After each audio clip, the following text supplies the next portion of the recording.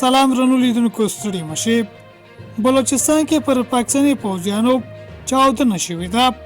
نور چې زیات ویډیو کې وګورئ زموږ چینل سره هم سبسکرایب کړئ. د پاکستان بلوچستان په کهولو سیمه کې پر پاکستاني پوځیانو په یو بمي چاودنه کې د یو جګړن په ګډون 2 پوځیان وژل شوي او 3 نور ټپیان شوي دي. د کهولو سیمې یو ځایي چارواکي ویلي دا پیښه پرون شوې ده. دې سیمه کې په همداسې یو بله پیښه کې د یو ملکي کس د ټپي کېدو خبر هم ورکړل شوی دی. د پاکستان پوځ د عامه اړیکو څانګې ویلي چې د چاودنې ښکاره شوي امنیتي کسان دي سیمه کې د وسلوالو ډلو پر وړاندې په عملیاتو بوخت وو. د دغه برید مسؤلیت د بلتونفالو بلوڅانو د خپلواکۍ پوځ په غاړه اخیستی دی.